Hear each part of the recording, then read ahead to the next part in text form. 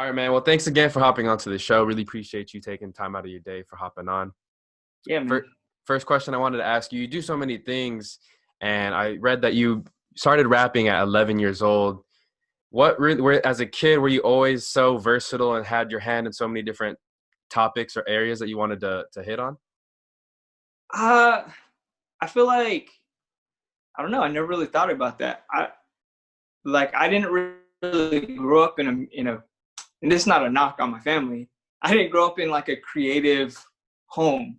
You know what I Mhm. mean? Not that they didn't encourage me to try things and stuff, but I was always like a really shy kid. Um, just basically like school, a bookworm, TV, like growing up in the early 90s, late 80s, video games. Like I was always too like shy and scared to like go out for like team sports. Like I wanted to play baseball because my grandpa was super into baseball and stuff like that. But I was always too like shy, stuff like that. So um, the music just it just made sense to me like when I was little because I could just go and get my little boombox, put the headphones on, and I was just in my own world. You know what I mean? Yeah, I feel you. And you mentioned the boombox too. That's a throwback. A lot of kids don't know about that these days. Yep. So, was there any artist or song in particular? Because just listening to your music style, there's so many different variances, right? It's a huge variety and a lot of diversity. Was there hmm any one artist that you said, I want to make my own music now? Dang. Nah, I mean sometimes I'm asked the question like what song made you fall in love with hip hop? Hmm. And and my response is De La Soul, Me, Myself and I. Hey, That okay. that song was like just groovy and funky and like the the um the video was just like it just popped for me. Yeah. Um so because there was a point in time like where I only listened to rap and Hmm. R&B. Like I didn't, and of course, like if I was at a family party, like I'm Chicano, so the fam was always rocking oldies and shit like that. Yeah. But I had like a couple of cousins that were into rock music, but it was that point in time where it was like you had to choose between like what kind of like are you a rocker? Do you listen to rap? Are you like Yeah. a into dance music, whatever? Like you know what I mean? It Hmm. was more like segregated genre wise and how you identified. But like I guess as time went on in like high school and stuff, I started getting like into other kinds of music. But um I guess maybe like because the first stuff I started rapping over was I would loop like the endings of the beats on Timbaland and Magoo's Welcome to Our World album. Okay. So I guess unwittingly maybe like Timbaland, Magoo, like Missy, like that whole crew, like Aaliyah and that whole crew, Hmm. uh, kind of inspired me to start recording my own stuff and like learn how to rap. And then of course like growing up like back then when there was no like Rap Genius Oh, or yeah. like any song that I was vibing with from the radio or like tapes, I would just run it back and I would try and write down every single line and figure Mm. thing. And like I grew up in a sense sheltered. Like my parents didn't let me listen to parental advisory. Obviously I was still getting the bootlegs from my cousins. They were stuff like that. But Yeah. like my mom would find my like it wasn't even my raps yet. It was me just writing out the words to the songs, and like so I'd be getting in trouble, but I kept doing it anyways. Man, I feel that. I remember when I was a kid, I wanted to buy like rap CDs. I was really big into the game, 50 Cent, but all of them had the explicit label and you had to be over 17 to buy it. So I never had like that much older of a cousin I'm the oldest in my family, so I didn't have an older sibling. But I would buy Mhm. those Now CDs. I don't know if you remember like Now. Oh, yep. Yeah, so like those CDs would have the clean versions, and a lot of times they'd have a variety of music. So it'd be like, the country, the Katy Perry's, and the Pinks, but like five of the 20 tracks would be like I remember Chingy made it to a few of them. Yeah. There was a few of those like hip hop songs on there that were just clean, And I remember like that was my way of working around my parents' restrictions, you know. But it was funny. Yep. I think I had now 14 through 20. I want to say I stopped at 20, but yeah. Hey, do you know if they still make those? As of right now, no, but I know like 2 years ago I was in Target and I did see like a now 49 and I was like, whoa, Uh, like that's a trip. that's crazy. Yeah. Yeah. But I know within the last year, Best Buy stopped selling CDs in store. So I'm sure that market is kind of dying down. Yeah, for sure. For Yeah. sure. But going back to what you were saying too, where you had to pick one lane, I even related to what you said earlier about kind of like liking the video games and stuff too, because I remember as a kid, I also really I love sports, right? Like sports is what I wanted to get into. Like I just told you before this we recorded that I wanted to get into ESPN. I played football, basketball, baseball, and I also really love Pokemon. I really love Yu-Gi-Oh! I collected the cards. I actually just sold my deck of Yu-Gi-Oh! Cards pretty recently, but I was into that kind of like and playing video games stuff like that. But I felt like at that age in elementary and middle school, if I led with, hey, like I'm Noah and I like Pokemon, people would kind of like, what the fuck, like nerd, you know? But Yeah. nowadays, I feel like it's kind of like nerd culture has kind of hit that mainstream where you can say, yeah, I like rap and hip hop. I like Biggie, but I also like Pokemon.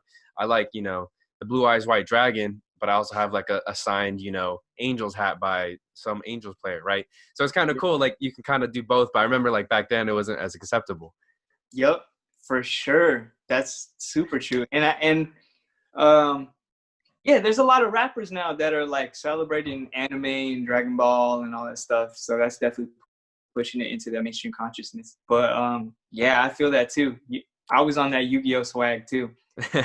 And the Pokemon, like I watched the show, I collected the cards. I didn't really play the game. I was kind of a poser with Pokemon. But Yu-Gi-Oh, I didn't watch the show. I just played the card game.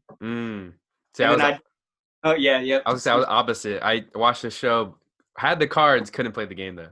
Oh dang. Then I even dabbled in Magic the Gathering a little bit. Mm. Just a little bit. Mm-hmm. Yeah. Yeah. But those games get expensive. That's the only thing. Yeah.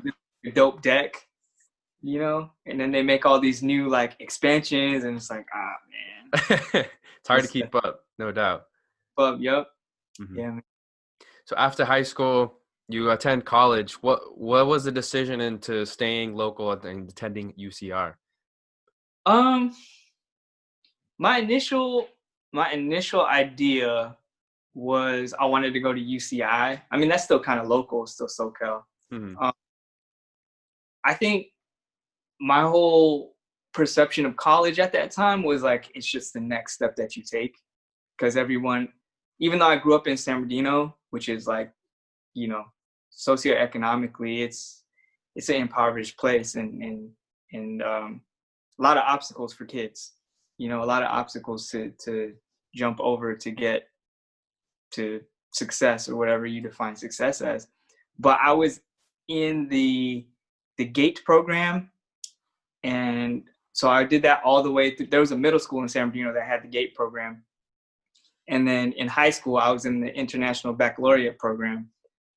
So it was weird because like being in the Dino, like around all of those trappings, but still school was like an escape for me from any of that, like, so the people that I surrounded myself with in high school were all in the program. And so when I saw them applying for college and everything like that, like my best friend, he's a doctor. I've always been like inspired by him, and I've always been like not in competition with him, because this dude's like leaps and bounds ahead of me in that regard. Well, in my mind, but I always look to him like I want to do what he's doing. And so like, yeah, college was the natural next step. And so this is a whole other topic, and I know it's one of the topics you want to talk about, like about community college versus. Dude, I honestly don't feel like I had a concept of what community college was. Mm-hmm. I feel like there's such an issue, the way that kids and teenagers are. We were sort of pushed into believing that it's 4 year or nothing. It's a UC or a state school or nothing, or you're not doing anything of importance or something like that. That's sort of the narrative that I felt. I felt the pressure And so I wanted to go to UCI. I didn't get into UCI. I got into Santa Cruz, UCR, Cal State San Bernardino. I forget what else. But the reason I chose UCR is because I definitely wanted like freedom from home, Mm-hmm. but also I wanted to be close enough to where like if it hit the fan, like emotionally or mentally, like I could just make that trip back home. Mm-hmm. That was the main reason that I chose UCR over like Santa Cruz. Okay. Right on. Yeah, Did you get to stay on campus or did you move to Riverside when you were attending there? I did. I did the whole dorm experience. I think like we could talk about student loans all day, baby. But and me and my fiance talk about this a lot. Like just we both grew up in situations where like me, I didn't have my own room until I was 13 years old. Mm. And so like just dealing with that and the concept of like boundaries and having your own space, like by the time I was 18, I was dying for like some autonomy and like wanting to set out on my own and like have my own space, which is like, and I didn't have a car. Mm-hmm. I didn't get a car until like 19, I think. Again, socioeconomic stuff, Mm-hmm. but it is what it is. You know what I mean? But I just like I don't regret. A lot of people would say like, well, the smart thing to do is just live at home and then drive. I couldn't do that because I didn't have a car. I guess I could taking buses and buses, but I really wanted that experience. So yeah, I stayed in the dorms, and then like the cats that I met in the dorms, we ended up like really hitting it off. And so like all 4 years that I was there, we like lived in apartments together, and then our fourth year we rented a house together. So I really got that experience, and I feel like it helped me like understand bills and understand like pay rent when the rent's due, Yeah. and like, early 20s was a lot of overdrawn checking accounts. Like I had to, what I mean? But I learned it, and I don't think I would have learned it if I was at home, Mm-hmm. like at home in the sense of like in my parents' home. Mm-hmm. Yeah, that's the biggest. It's good to hear that you actually did move to Riverside and do the dorm experience, because I feel like going away to school, whether it's 30 minutes away or 4 or 5 or across the country, I think it's you learn a whole lot about yourself. But Yeah. two, being immersed around other college students, chances are if you're in the dorms, you meet people from other parts of the state, other parts of the country, sometimes even parts of the world. Because when I Right. went to Sacramento State, I transferred from a junior college, but that first year I lived in a part of the dorms, and it was like an upper class dorms or whatever. But still, like I had the chance to meet a lot of good people. A best friend that I ended up moving out with my senior year, and we got an apartment together. But I also met people from Australia, people from Brazil, all kinds of ethnic people from Nevada, Utah, Arizona, just so many different like people. And I feel like that got me immersed into the school where I know it was like pretty easy for me coming out of community college. Where a lot of people go from where I'm from is Cal State Fullerton, right? And I probably Mm-hmm. could have done it. I live off one of the major streets, so I could have easily taken 2 buses to Cal State Fullerton because I didn't get a car later too. Mm-hmm. But yeah, I could easily just took 2 buses to Cal State Fullerton and then dip once classes are out. But I feel like when you do the whole dorming experience and moving away from home, you get more immersed into the culture and you're more likely to join a club, a fraternity, or I was part of the radio station and the newspaper at Sac State, so I just feel Wow. like you're more open to doing things like that versus if you were just what is it called, traveling to there and back to school, commuting. Yep. Yep. I feel it, dude. Yeah. And I think you're absolutely right with like, you get out of your comfort zone. Mm-hmm. So like, you're going to try new things because you're like, well, I don't want to just be sitting in my dorm the whole time. Like I need to. And so, and then, there's research that shows that students that are involved in campus culture, like naturally, like their grades are better, and for the most part, like it really helps to mold the student when they get involved in the extracurriculars and stuff like that. And yeah, as a commuter, I mean it is hard, but I understand why some people do it. Right. Some people don't got time, but if they can, it's really dope. Yeah. Like I remember when you mentioned being involved in those, like I tried I tried out for this hip hop dance team. That's Ooh. something that I never would have done. Just like because what I told you, like when I was younger, like I was too shy to go out for like sports that I wanted to play and all that. But like I was at the dorms and I was actually in line to go to, I forgot. Do you remember what it's called when you go and meet all the fraternities? There's like a Like particular you're rushing? kind of like rushing. Yeah, Yeah. I was in line, like they were gonna guide us to like all of the tables and everything, and I was about to dip out, and then like one of my new friends from the dorms like, "Hey, I'm about to go try out for this hip hop dance team. Come with me." So like that probably changed my trajectory. Like Yeah.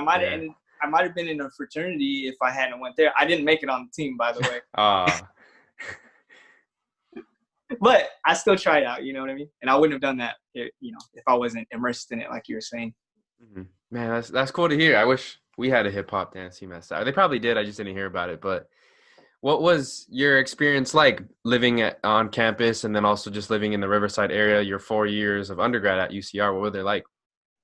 Dude, like the thing is, I feel like, and I don't know if this is specifically like the location or if this happens to a lot of students at like bigger universities, but I was really I kind of stuck to the college. You know what I Mm. mean? Like the dorms, the literal campus, and just like the shops around it. I didn't really venture too much into like downtown Riverside as a college student. Like after, like I actually recently just lived in downtown Riverside a couple years ago, and it's dope. But like, um, yeah, it just echoes what you said. Like just meeting all kinds of different people. The dining hall, like that's something Oh that yeah. yeah, the dining hall, like you just run into people and like you just sit with strangers and everyone's in the same boat that first year. Everyone's just kind of like nervous and you know what I mean? So it all works out. Um, but yeah, I feel like that's the other thing too though. I feel like in my undergrad, I was not as involved. Like even though I wasn't commuting, I was kind of commuting in the sense of like I would be at my dorms and like hanging out in other people's dorms and then time to go to class, walk to class, like maybe go to the cafeteria on campus or something, and then walk back to the dorms, and then you're just hanging out all around the dorms. But I didn't really get involved with a lot of like extracurricular programs. I kind of just I was rapping. I was Yeah. rapping in the dorm. That's like, and I was in a relationship, and so there's all that. It wasn't until grad school. Grad school is when I really like I was more involved. Like I worked on the campus. I was part of this program where we were like teaching poetry to a local high school. I was attending like poetry readings and stuff like that. So I was a lot more involved. I don't know if it's because I found my lane in terms of what I wanted to do in life. And so I was more excited to get those experiences in. I'm not sure. But I guess I was a late bloomer in that sense. Yeah. And that's okay, man. I feel like I was a late bloomer myself. Now, going back to going to get your master's, was that the plan right after you graduate from UCR? Did you wait a couple years, or was it? Explain to me that process. Yeah, I waited a couple years for sure. I think like even going back to what I was saying a while ago about like in my mind, college was just the natural next step that you take after high school. Um, I think, don't get me wrong, I am grateful for my experience at college, for sure. Um, but I feel like part of it, like undergrad, part of it was like I wanted to make my family proud. It was what everyone else was doing. So not to say I didn't learn anything, because I learned a lot about myself, like we said, just meeting new people and getting new experiences and all of that stuff. But I feel like the difference for me between undergrad and grad is grad school I did for myself because I knew that's what I wanted. Whereas like undergrad, I wasn't 100% sure. I just knew that this seemed like the best route. You know what I mean? And like, especially since I really started to get into, like, that's where FaimKills was born, in undergrad. Mm-hmm. And so by the end of undergrad, I was like, I want to rap. Like, I did my time. I got my degree. Like, this is for me, but it's kind of for my family too. Like, I did that. Now I want to explore music. So Mm-hmm. I worked on music. It's like solely, I mean, I was working like part-time jobs and stuff like that. But I was doing Fame, and I was in a band called Spirit Fangs, and I did that for 2 or 3 years before I I don't know. I just kind of, there was just something in me that was always kind of like, I mean, this is cool. I like making music and doing shows and the hustle of it, but also I kind of miss being a student. That Mm-hmm. I feel like being a student is where, like, I don't know, I like it. I feel like a student even now as a professor. Mm-hmm. Um, and so that was like the driving force for me going back. So I took like 2 or 3 years away.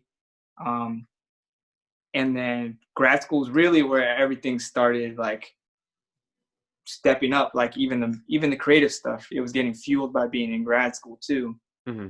How did you decide on Chapman University? Um, it was between Chapman and Claremont. Again, I knew, like, because I had, after Riverside, I came back to live with my parents for a while back in San Bernardino, in their 1-bedroom apartment. So Ah, I was on the couch. I was on the shit. couch. Damn. So it was rough, man. That was another reason. I knew I wanted to dip out a little away from San Bernardino.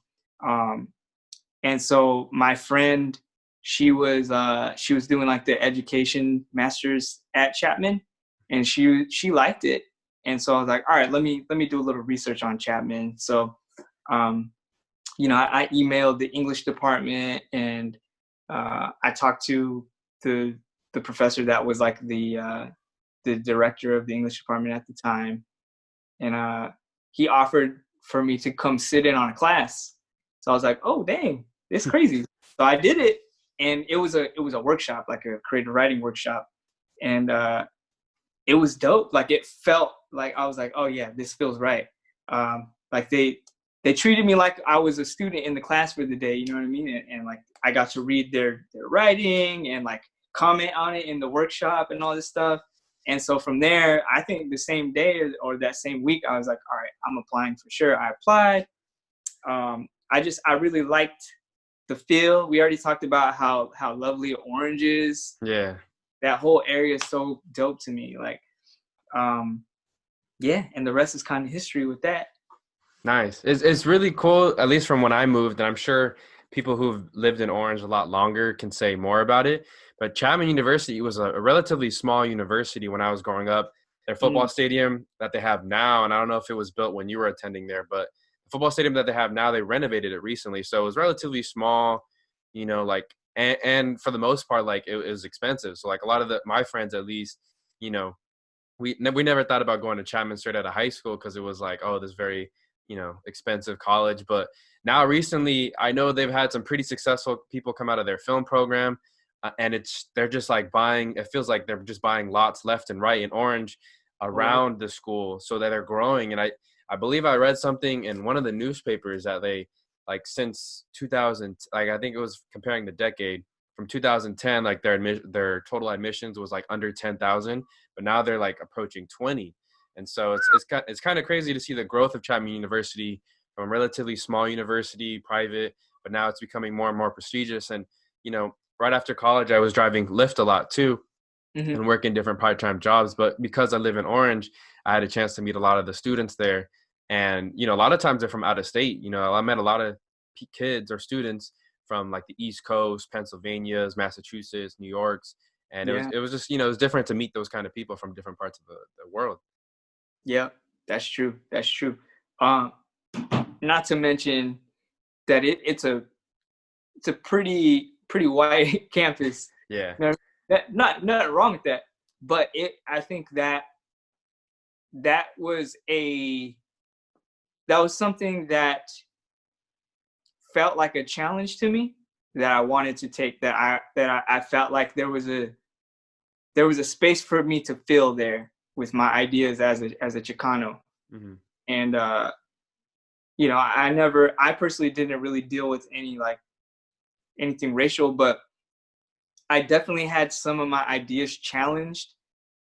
I believe simply from the fact that some of those students had never heard such a perspective, and so it was kind of foreign and didn't make sense. Hmm. And sometimes that would be kind of, it would be a little scary to present, and vulnerable to present certain ideas, um, being like the sometimes in the class being the only person of color in the class. Hmm. But like I said, like it really helped me grow and feel comfortable, and like I think I learned a lot of perspective taking there, Hmm. you know, learning how to argue civilly, all that type of stuff, which is very lost on us as a nation right now. Yeah. Yeah, and it's okay to disagree with people, but you got to at least hear them out. And it's a completely different experience, but I can relate with it because going to Sacramento State, there's a lot of people who go from the Central Valley, right? Who grow up in like little farm towns around Fresno, like Clovis, Tulare, and more on and so forth. And I'm forgetting, but Mm-hmm. we live in the city, and like I don't know what San Bernardino's like, but it's still like relatively urban, right? And living Mm-hmm. in Orange County is urban. Living in the LA area is urban. But you meet people there, and then their families. And I just remember talking to them about like, because when I was going to school there was when the drought was still really heavy. So the drought affected a lot of them, especially if their parents were farmers, and they come from Latino backgrounds, or your parents immigrated from Mexico.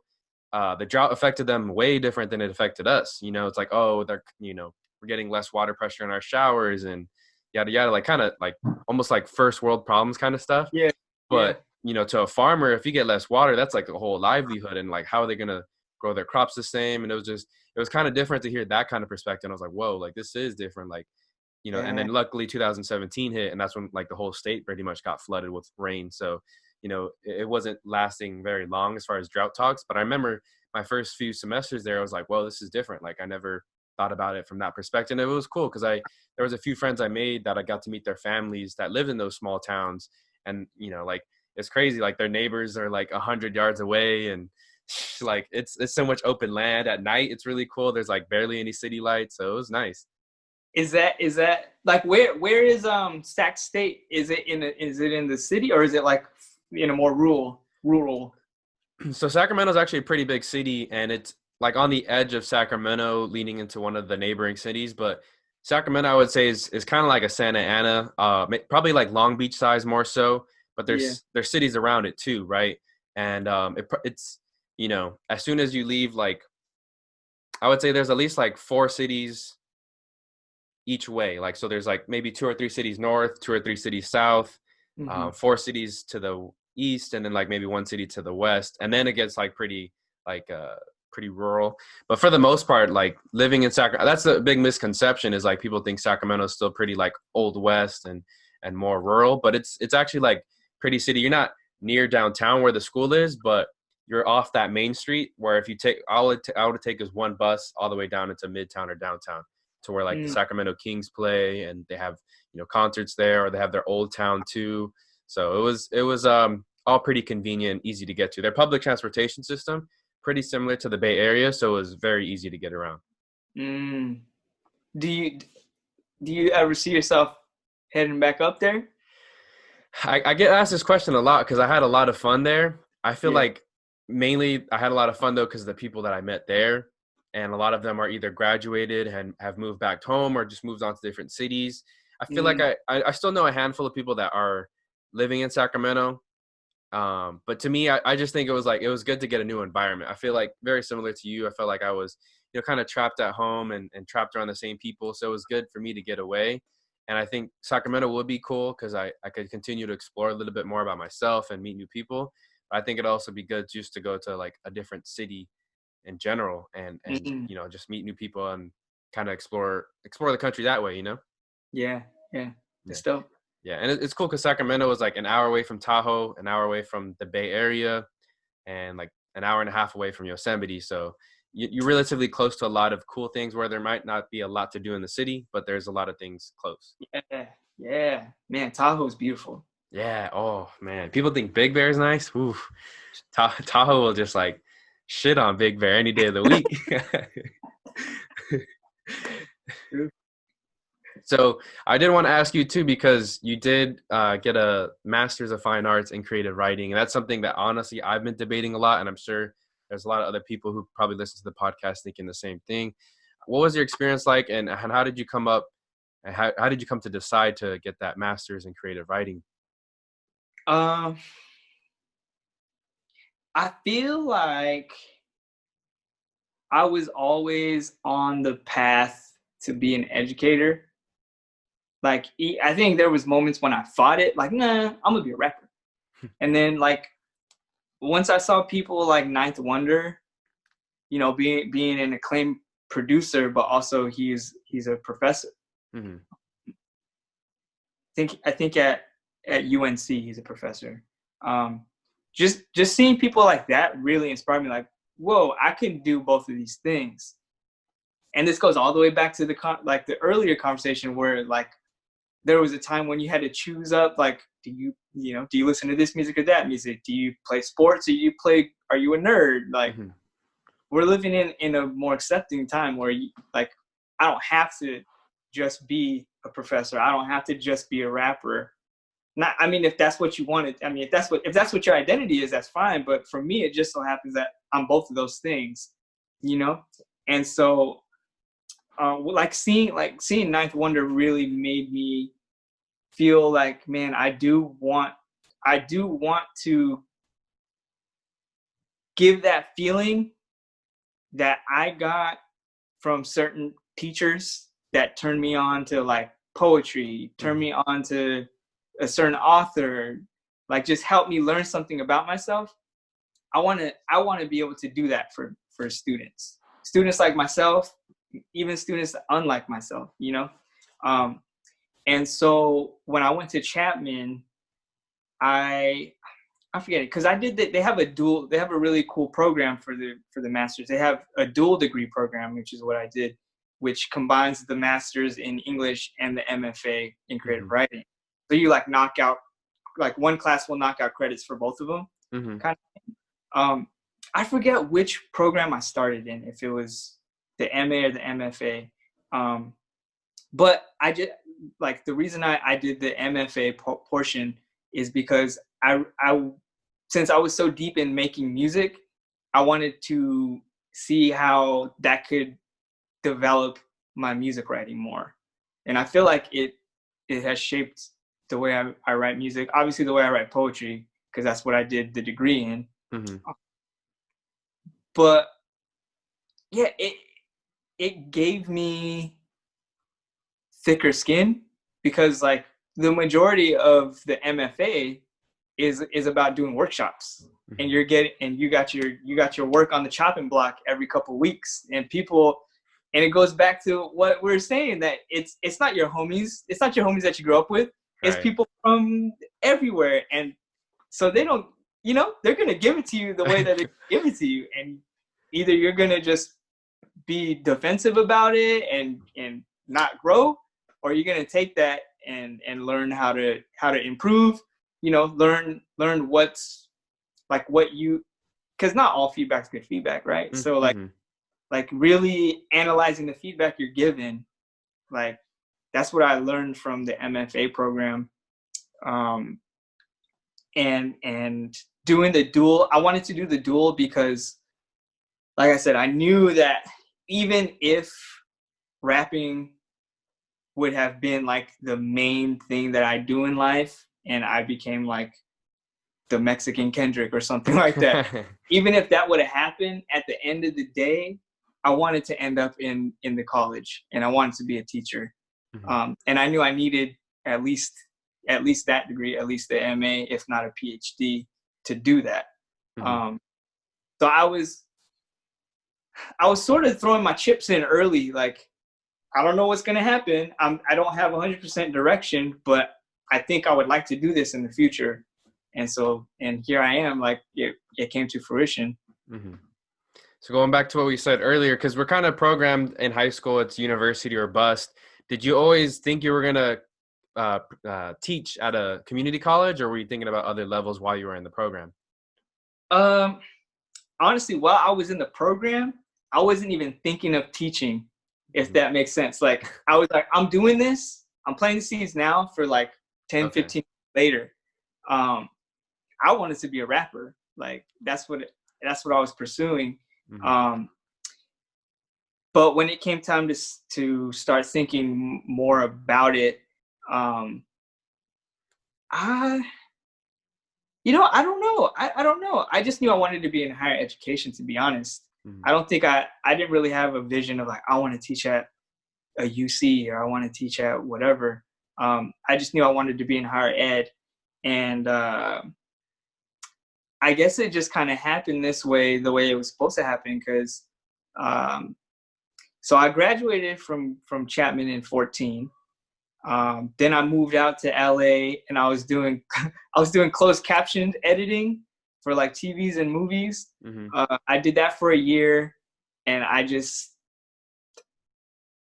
don't want to say it was soul sucking, but like there was no creativity to it. Like I was missing the IE, and so I just was like, you know what, I need a reset. Hmm. So I came back to IE, jumped back on my parents' couch for another year in my late 20s. That was rough on the ego, but break it down. Um, and one of my grad school, it's funny because one of my closest grad school homies, I met him at Chapman, but he's from San Bernardino as well.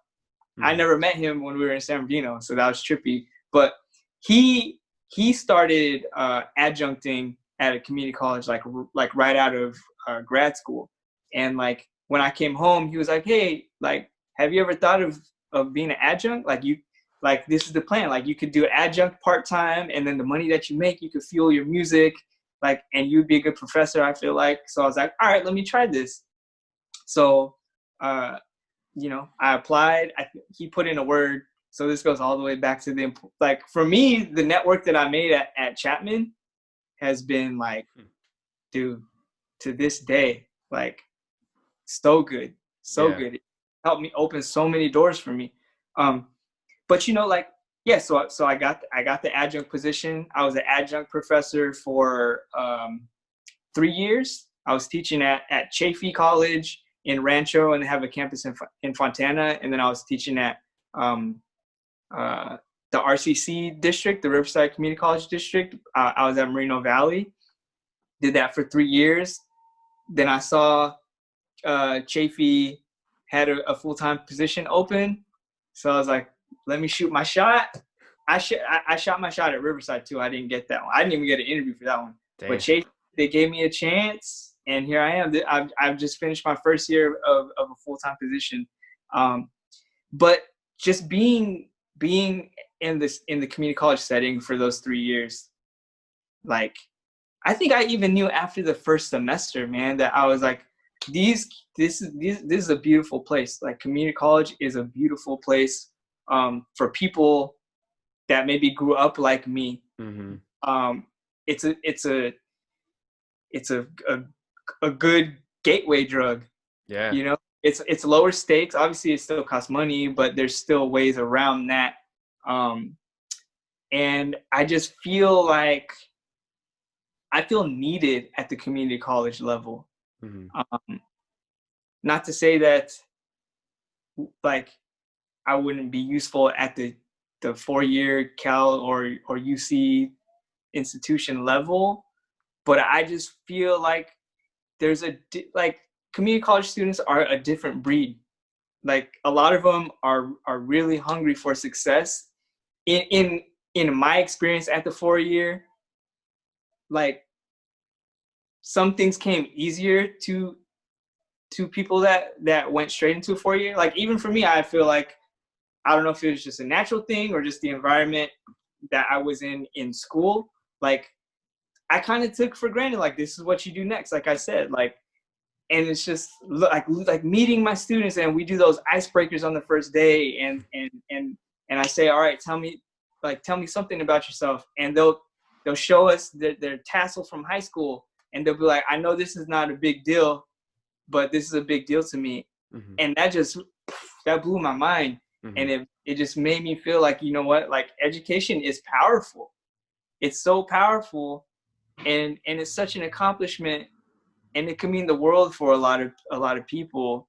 And I want to be there to celebrate that with them and like champion them, and just help people, like I said, that are from the same environments that I've been in, and like just be an example for them. Because I feel like, for the most part, I don't want to generalize here, but for the most part, if you're in the 4 year, like you might not need that same reflection as much, because somehow you've been able to navigate through already. Hmm. If that makes sense. Yeah.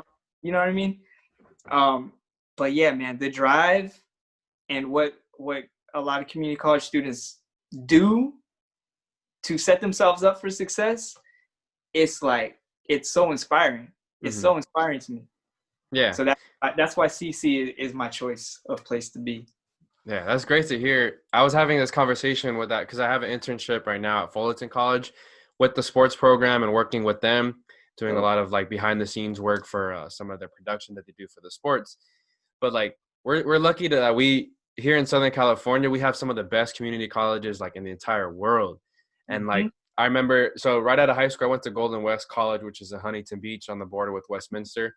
mm-hmm, And I played football for a year and a half there, but I remember meeting a lot of people who came from out of state, from like Washington, Alabama, and like the South, and then other parts of the country. And I was wondering like, why are people from other parts of the country not like, why can't they just go to community colleges over there? But then you yeah, learn community colleges aren't the same over there as far as like education wise, even like sure they might have good sports programs, but here they have good sports programs and a lot of good education. And I think honestly, like I think out of when I weigh at my Golden West College experience and my Sacramento State experience, I still think like to this day, I had better professors at the Golden West College level. And I learned so much more from them. That's where I was introduced that you can like make money off being a sports broadcaster. Cause I remember it was like a basic intro to communications class. And they're like, here are some of the things that you could do with the communications degree. And they're like sports commentating. And I was like, wait. You mean Vince Scully and those guys got paid for that? Like what? Like sign me the fuck up for that? And so that's, where I've really fell in love with that. I had a really great English professor because I talked about in another previous show. I had an English teacher my senior year of high school that told me I was a bad writer, like just straight up. Like, and so I was like, fuck, and I already went in with a bad way of thinking going to community college. And I had to take 2 classes before I could even take what is it, like transfer eligible English class yeah, for the placement test. But I mm-hmm, remember I'm meeting like my English professors at those 2 levels were really wonderful, helped me grow a lot as a writer to where I think, I wouldn't have been where I am now had it not been for them. And so I just remember like, and I can go on about all the professors that I met, but a lot of the professors I met at the community college level still like below the 4 year university. I had some good, don't get me wrong, I had some good professors at the 4 year university too. But I just think overall, like bigger picture, man, the community college experience for me was a lot. I got a lot from it, especially, I'm a first generation New Mexican American. So like, I don't have the uncles and aunts to help me walk through college. I think if I went to a 4 year university straight out of high school, I would have been in trouble. Probably would have, with all that freedom, I definitely would have, fooled around too much probably. So I'm glad I did go to the community college route, even though it's perceived sometimes by mainstream society as the not the like a negative path. yeah, yeah. And that's another thing. Going to your point about that's what blew me away when I started teaching there. The ratio, the student to professor ratio. Like, yeah, dude, I probably met like maybe 5 of my professors at UCR, big ass classes, like Hmm. lecture halls. You know what I mean? And again, like you said, like that's not to say they're bad. It's just a different setup. And yeah, I love being able to have that one-on-one with all 30, 32, 33 of my students. If they want that, they come to my office, and like that's super dope to me. That's something that, yeah, I wish maybe I would have had a better sense of my direction sooner if I had that. Like, and it's like you're saying, like in the 4 year, like I think a lot of 4 year cats, like they come equipped with self advocacy, Hmm. like, and that's a skill that is useful that you can learn at a community college, like, but the professors are to help you along the way, whereas at a 4-year lab, I feel like if I had an issue with my grade or something, I needed to go email them, or I needed to go to their office and find where the office is and all of that stuff. And even if they had time, because they got all of those, I don't even know how many students they have per semester. I have like, 100, 140. I don't even want to know how much a UC or a Cal Hmm. is, probably double, triple that. I don't know. But that's why they got TAs, I guess. Hmm. Yeah, that's true. Yeah.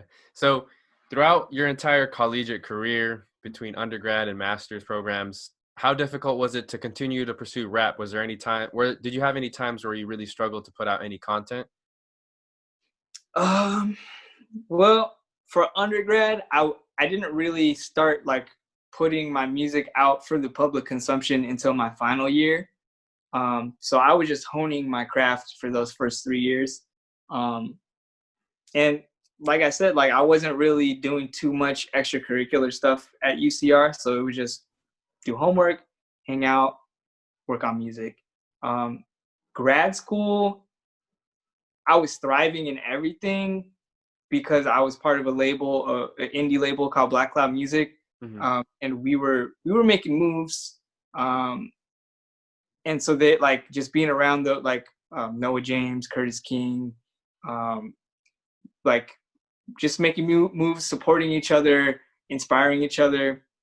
So that what the output wasn't really difficult. What did get difficult was having that, and also I was still part of the band that I was in, and I was working, so school full time, working part time, and then doing Fame, and then doing the band. It got strenuous, especially because like the band and the music was primarily happening in the IE. So like making those trips so much was getting taxing. Doing shows was getting difficult because I'd be out super late and then have class or work super early. I had to eventually give up one of the musical things. So Hmm. I figured I was a better rapper than a guitarist. So I quit the band because they were like, it came to a head, like they wanted to go on tour. Mm, They were booking a tour, damn. and I was like, damn, I guess this is where it becomes real because I can't do it. I got class and all of that shit. And it did make it difficult. Like there was a couple of tours that Black Cloud did. Like they were on the Road to Pay Dues tour with Murs, Oh. with the whole nation. Hmm. Um, so I wasn't able to do that at school, but I at least did the whole California dates. So I got to tour California. Um, so as far as content, no, like I was thriving because like I was getting ideas from the books I was reading and the writing that I was doing, and it was just all mixing in a nice blender for content. But maybe going out and doing, like I did a lot of shows. Don't get me wrong. Like I feel blessed, and I feel proud of what I was able to do while still going to school. Um, but like maybe just things like missing a national tour, which could have been something cool to Hmm. experience. How did you originally come up with the name Fame Kills? No, FaimKills started as a gamer tag. Oh, okay. Um, do you remember PSP? Yeah. Oh, yeah, yeah, yeah. I still have Yeah, mine. the OG ones. No, no, no. Can you I ever? forgot what generation it was. It was still like more of the OG type. It wasn't the newer one that was like more sleek design. But I Yeah. remember I had like a bad anger management problem as a kid, and I went through three of them, man. Like I was the one that I have left is my fourth PSP, but I used to just Damn. Those man, aren't cheap, man. I know, dude. That's it was all my allowance money, man. Yeah. Do you remember? Do you remember the game SOCOM? It was a first-person shooter game. Mm-mm. This was like first gen PSP. Um, but that was my gamer tag on there, just Fame Kills, and then I just started rapping under it just because I don't know, it's kind of cheesy, but like it's just a reminder to me personally. My philosophy with art is that like I guess it's really whatever you're doing. Now that I think about it, like if you're doing it for the wrong reasons, then it's not like it's not living. Like if I'm making music just to make money or just for the clout or something, like my art is already dead. It's not, even if people are fucking with it, like it's there's an expiration date on that. Mm-hmm. There's an expiration. So I always think of that name, like that's why it's spelled FAIM. Like if fame, if that's your aim with whatever you're doing, if being noticed is your sole intention with whatever you're doing, that's you're you know what I mean? Yeah. Your foot's already broken at the beginning of the race. Mm-hmm. And so I always try to think about that. Cause I mean, come on. I mean, the age we live in, everyone's susceptible to still like those likes feel good on Yeah. Instagram, and those numbers feel good, and it's easy to get caught up in that rat race and streaming numbers and everything. But I don't want to fall victim to that for too long ever, you know. Mm-hmm. So that's what the name is about. So transitioning off that, what is your biggest motivator, not just behind your music, but behind you becoming a teacher or professor and doing all that you do, all the different lanes that you have? It's just offering my perspective, really. Like when I say that, that sounds a little egotistical, like who gives a fuck what I have to say. But at the same time, I think it is important. I think it's important for a young um, first gen, second gen, whatever, Chicano, Chicana, to see someone like them Mm-hmm. make music, or see someone like them teach a class, or see someone like them write a book of poetry. Um, because I know, like, everyone in life has their lane. You know, everyone's special and not special at the same time. Mm-hmm. I feel like people seeing you do this podcast and learning your story. There's a kid out there just like you. Mm-hmm. You know, they have their own way of seeing the world and all of that, and their own experiences. But like the core of your truth that you're bringing to us right now, that's gonna resonate with them. You Right. know, with those people, it's meant to resonate with. Mm-hmm. That's what I mean by like we're all special and we're all not, because we're gonna affect certain people uniquely in a very memorable way, you know, and then some people you're not, and that's fine. Yeah. But I feel like I owe it to the universe or the world or whatever to to to put my truth out there for whoever is meant to receive it. Mm-hmm. And I think it's important, like what you said too, because growing up, me wanting to get into media and eventually one day being on TV, other than George Lopez, like there wasn't a lot of Latinos in TV, right? There's not a lot of Latinos unless you're listening to, La Raza radio station or something like that, a Spanish Yeah, radio station. There's yeah, not a lot of there's not a lot of Hispanics in radio and those different forms of media. And even I was just thinking back to like my high school teachers. Honestly, I think only the Spanish teachers were, and I remember there was one Spanish teacher who wasn't even like Hispanic or anything, was teaching Spanish. In community college, I want to say I had like two or three, and then at the university, I think I had one Latino teacher. But I remember I took a history of Mexico class, and the teacher wasn't even like Hispanic or Latino or anything, and so I was just like, what, like so it is you doing what you do and me doing what I do and other people, like other Latinos pursuing this. I think it's great, like you said, for the kids, because the more, especially at the youth level, elementary and middle school kids, the more of us that they see, it's inspiring, because you do want to see more, because sometimes I feel like for us it was either you got to be like, who did our families look up to? Oscar de la Hoya, some famous baseball player, or so it was like either like athletics or some other form is the only way you can make it to like an inspiring level. But there's definitely other forms. You just gotta start, slowly but surely make your way into those positions. yep, I feel that. Mhm. So going back to your music, I want to talk about your most recent album, the ICOV album. There's so many different sounds. Can you just tell me like what went into the album and how long it took to create this album? Yeah. I think I started writing this album in 2017, something like that. And So a lot of my former catalog is very much like the persona of FaimKills was very like, well, I was trying to be tongue in cheek about a lot of tropes that happen in rap music, uh, like a hypersexualized masculine figure, and I also combined that with just my own narratives of like heartbreak and stuff like that. And I did deal with a big heartbreak when I was like in my 20s. Um, and then I found love again. Um, and now I'm engaged, and I don't know what's gonna happen with this wedding. We're supposed to get married this year in Yeah. October. So we're just hoping and praying and see what happens with it. But if we gotta shut it down a year, then that's what we're gonna do. But anyways, ICOB was really about like taking all, like making it like a bookend. Like, okay, that old fame is gone. Like, I'm not that person. I don't enjoy making those kinds of songs anymore. That's not the story I want to tell anymore. I want to look at love, romantic love, friendship, self-love from a different perspective, from a new perspective.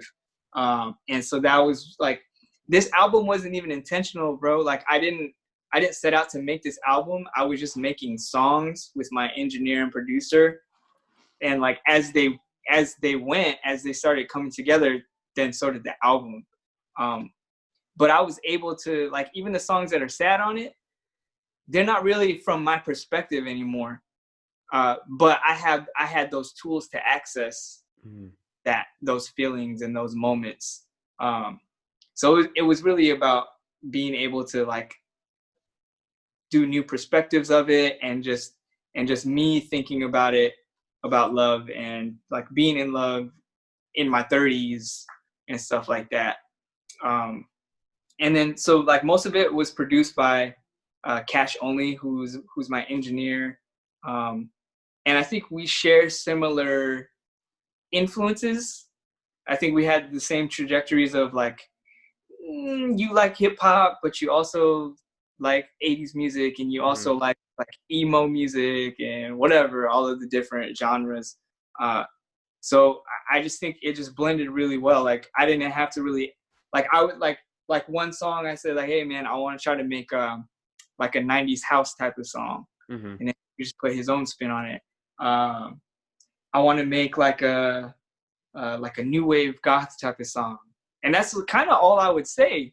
And then he would just come back with these dope, like whatever you come up with. I didn't do too much like co-producing on this. It just came together because I think like I said, we share similar like influences, and we're both fans of like a lot of different kinds of music. Yeah, that's what was cool about listening to the album, is because like the first track, Cuatro Oscuro, it reminded me of something like my parents would listen to, like New Order, that new wave, like Duran Duran kind of feel from the 80s. Yeah. And then you listen to Pin Drop, the very next song, very different sound. Then there's like And It Feels Like later in the album, very different sound too. So I thought it was cool, like song by song, you get a different sound, which is not always like done as far as like artists. And I think it's very like bold. Like, it takes a lot of confidence and a lot of, just confidence to like put out a piece of artwork like that. How did you come up with the name ICOB though? So ICOB is on the title track, is ICOB, and the hook goes, it's very cheesy. The hook goes, suddenly one day, turn the IK into an OV between the LE. So turn the I to love, and I took that the ICOB, and it's cheesy. Like, there's no.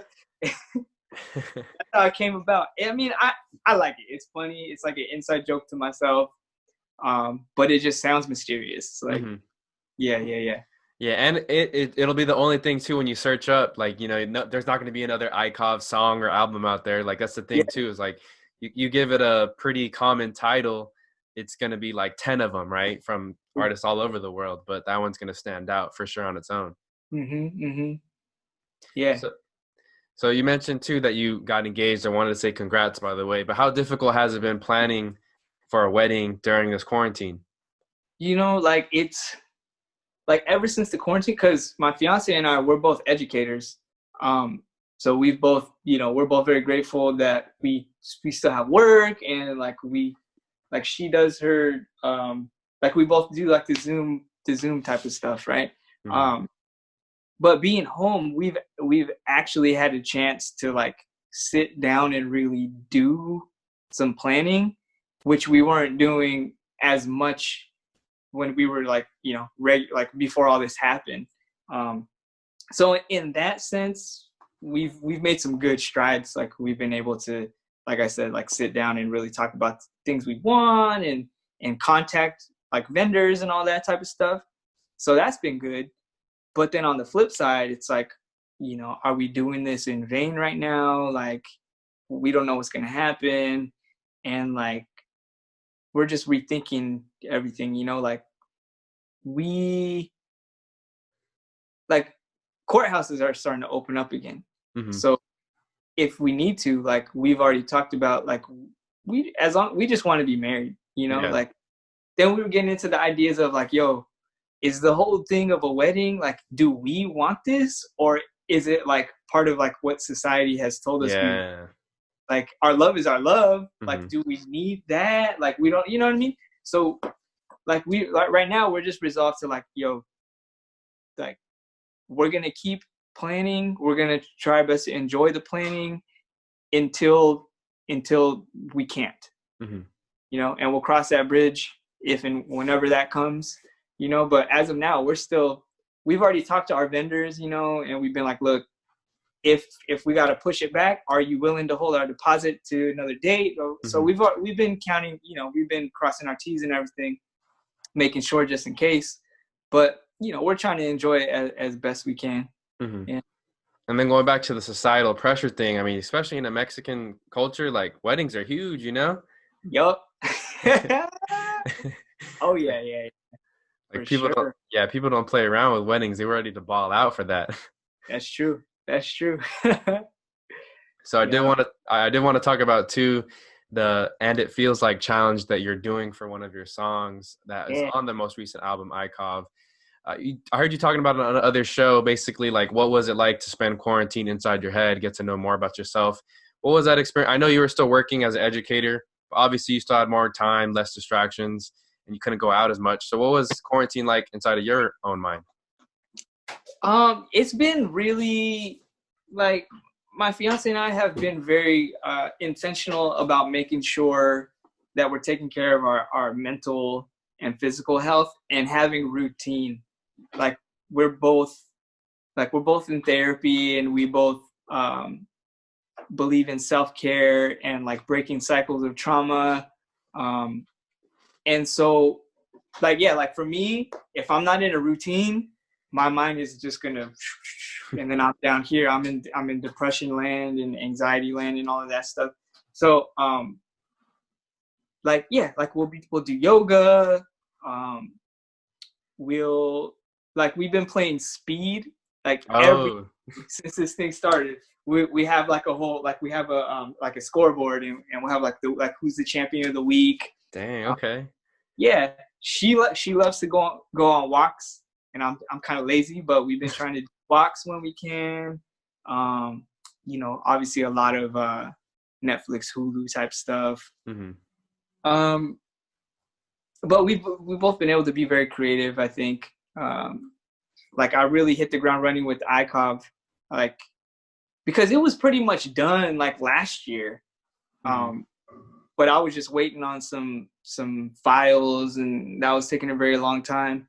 But once this started, and I mean, I'm just at home, so like you said, when I'm done with work, like I want to be creative. So like I hit the ground running with the campaign and everything like that. So I've been able to do a lot more creative stuff. Um, I think it's just really figuring out like boundaries, man, Hmm. like work boundaries, you know, like closing that laptop when you're done with work. Just Yeah. feel done, you know. Um, Putting on clothes, like not that you're walking around it, but putting on clothes that you would wear out. Right. Just little things like that. Trying to find ways to not make it feel like the same day every single day. Hmm. That's what the quarantine's been like for me. But yeah, just be it like being quarantined with the person I love too, like the conversations that we get to have, and Mhm. learning to work through arguments, and you know taking space when you need to take space, and what does that look like when you live in the same space. Yeah. Yeah. Oh, we got two cats too, so it's Nice. spending time with them, you know. I think they're getting kind of annoyed by us being here, but I don't know. That's What cool. about what's quarantine like for you?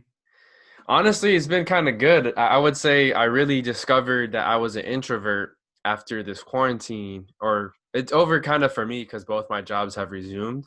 But Okay. it was good, honestly. Like for 5 6 weeks I didn't have either job, and you see on the timeline people are kind of like, oh, I miss going out, I miss doing this, and I honestly I felt like really good because I feel like I was able to put more time in the podcast. I really enjoy bike riding, so like that first week I was able to fix my bike because it had been busted for like a long time and I just kept putting it off, and I finally fixed it, and now I've been going on bike rides like at least twice a week, just because I love that feeling.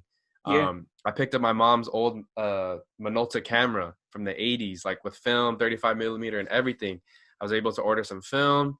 I haven't gotten developed yet. I'll probably wait till after quarantine to do that.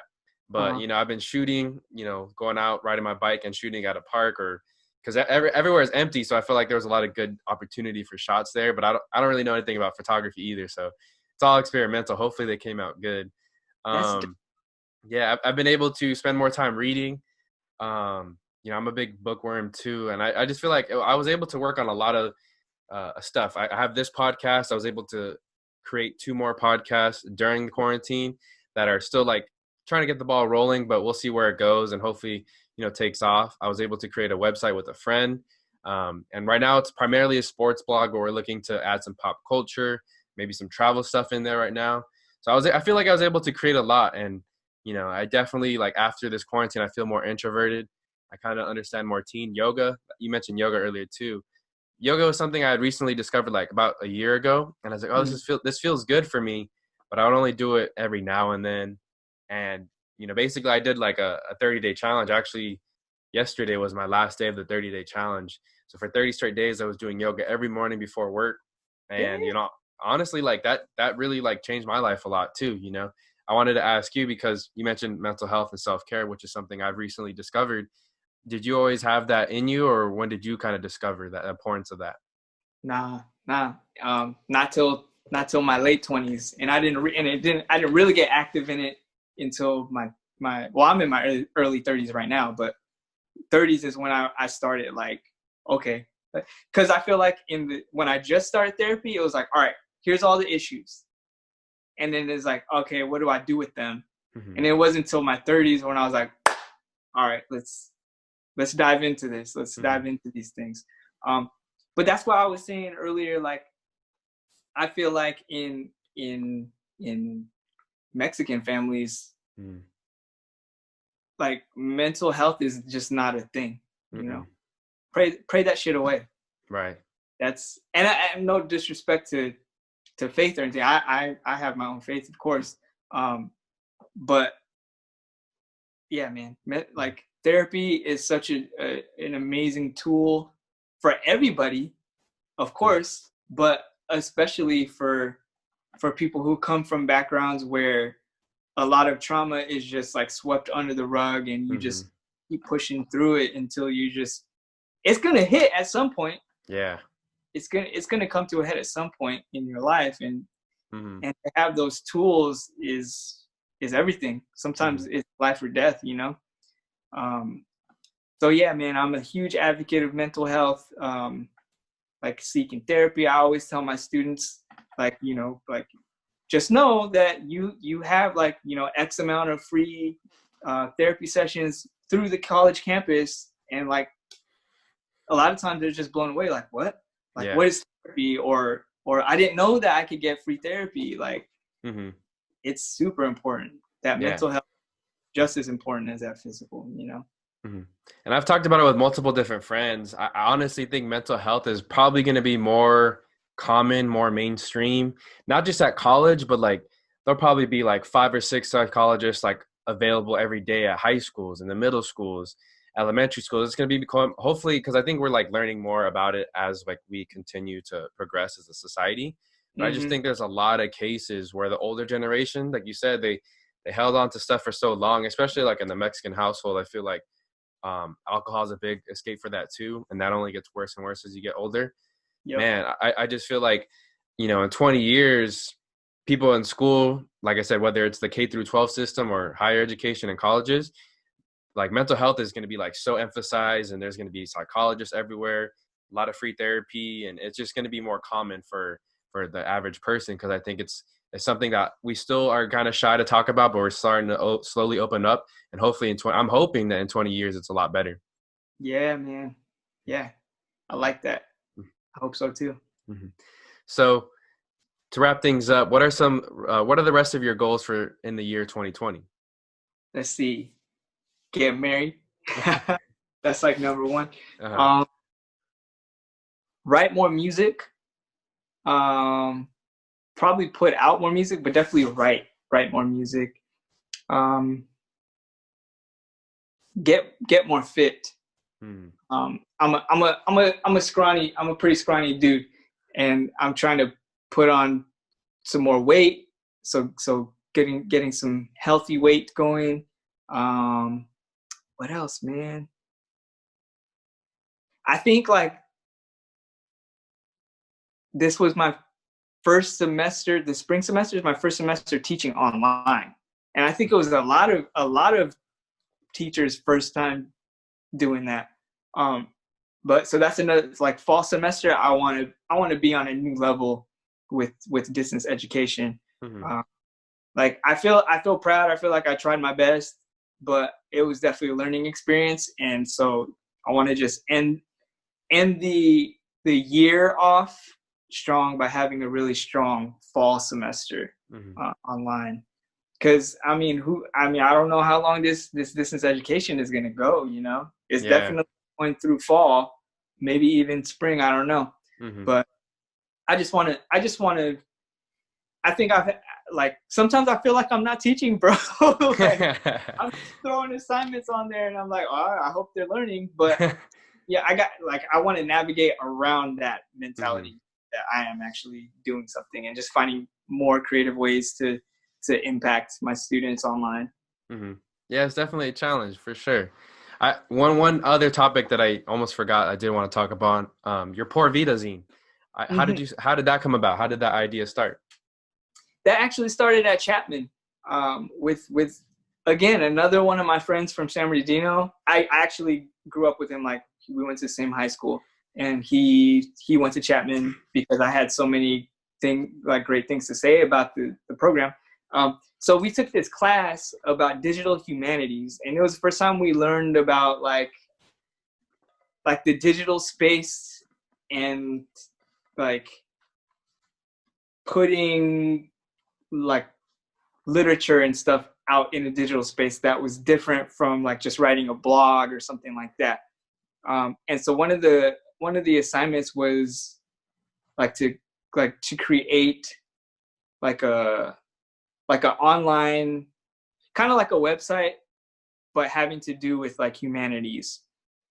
And so we were like, I don't know, like, what do you want to do? And so we thought about like, okay, well, there's zine culture, which has been around since like the 90s, and it's like really DIY and punk, and like people passing out their shit to each other. Like, what does that look like online? And so like our initial, I mean, it started as an assignment, but after we did the assignment and we did the presentation, we're like, this is kind of cool. Like, maybe we should actually do this. And so our whole idea was that, like, all right, we're both writers, but we don't know shit about publishing. Like, I don't know, like, I know how to write a poem, but how do I go about getting that poem published? So we said, okay, let's use this zine for people like us to practice the art of publishing. So like, what does it look like to submit your work? Like, how do you follow the prompt and the guidelines? What do you do with the feedback that those editors give you? Like, okay, you got it published in the zine. Now, how do we promote it? Like, all of this stuff that we believe or that we learned from the program on what publishing might be like. We just wanted to make that space, like, it really started just for us to publish our own stuff, but then people started sending us stuff to a point where, like, now we've published people from like Yale and from like around the world. Damn. Like people submit to us, and it's so trippy.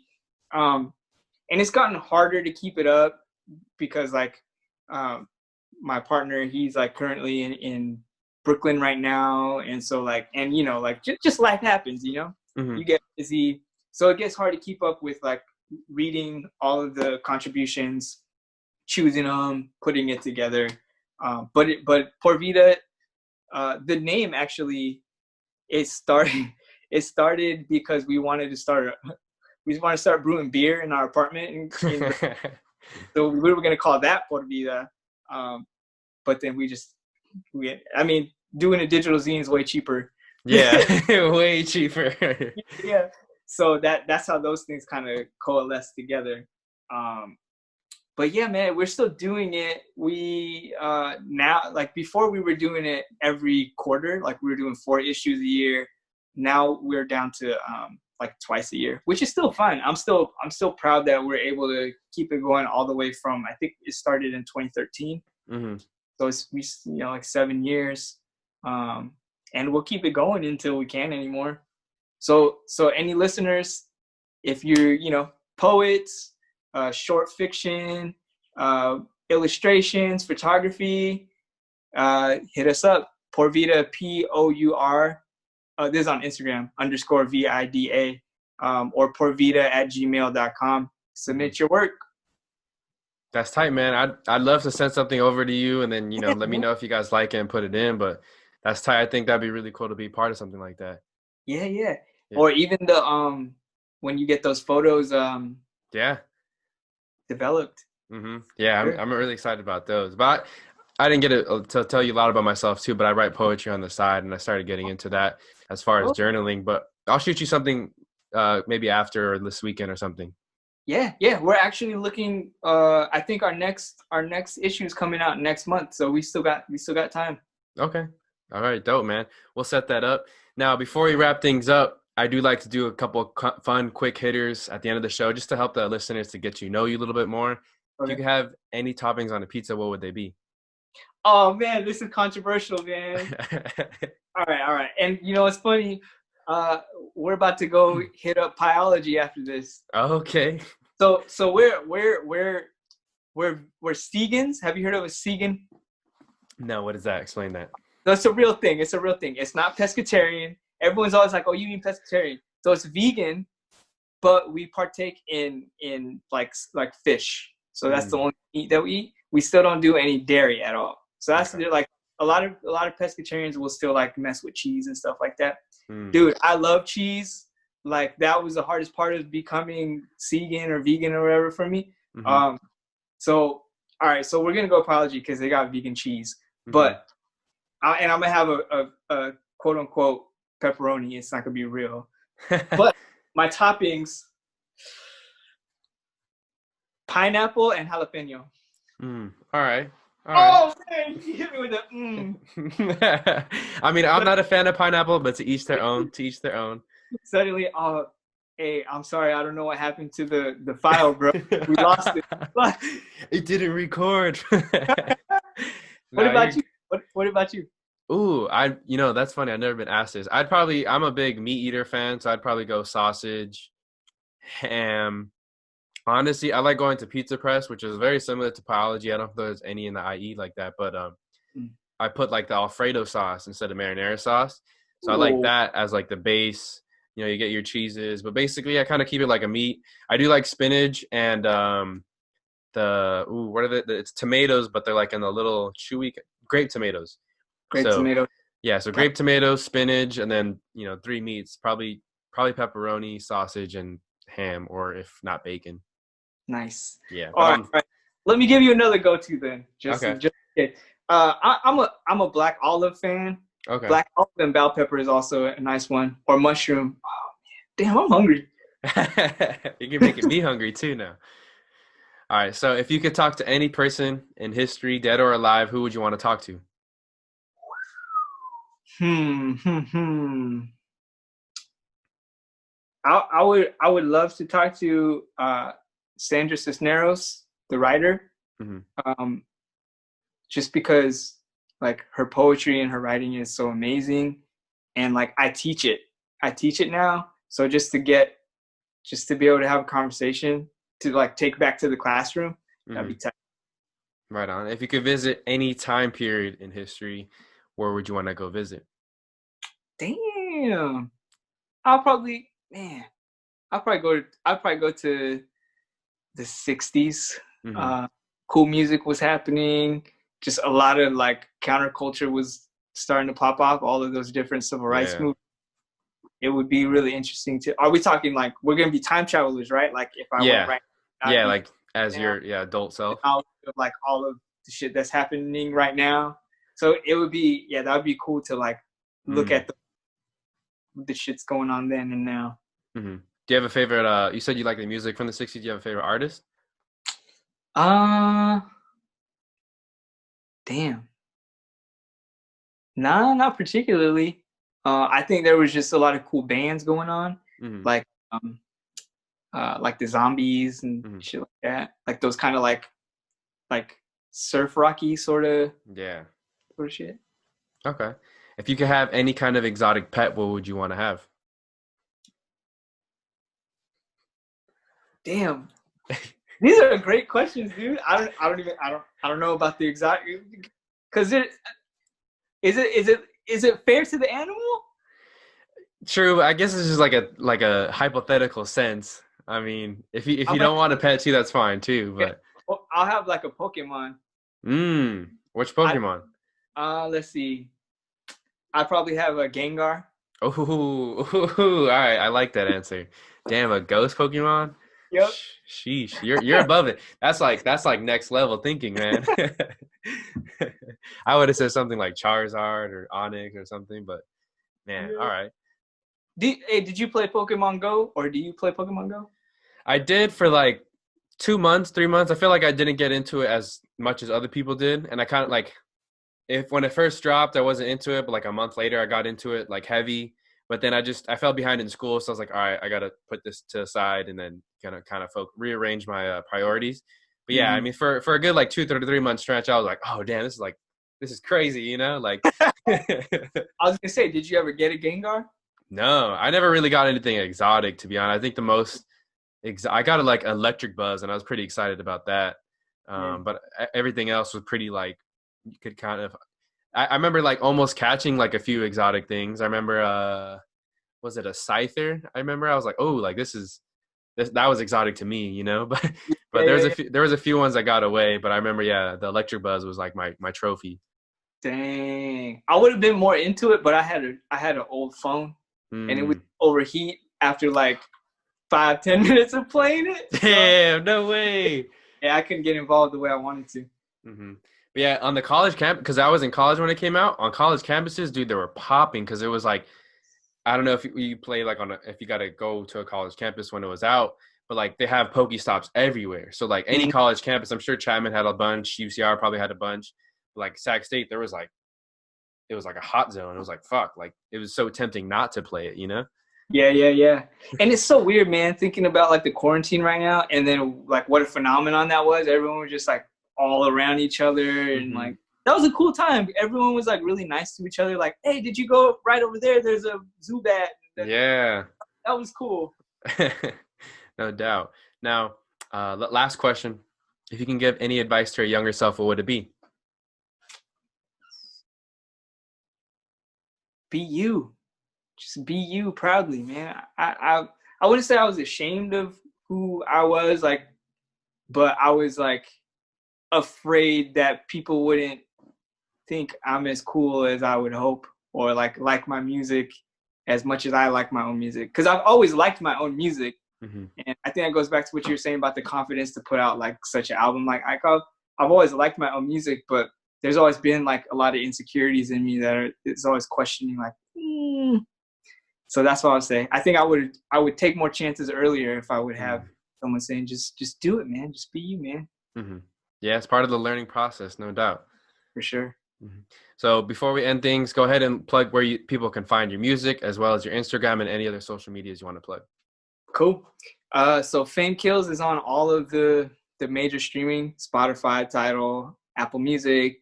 I'm actually gonna release iCob on Bandcamp on June 5th because, as you know, they've been Hmm. supporting artists a lot during this time. So June 5th. So any artists that are listening to this, June 5th, and I believe July 3rd are going to be the next days where they're giving 100% of the profits to the artists. Hmm. Um, so where else am I at? Instagram. It's FaimKills.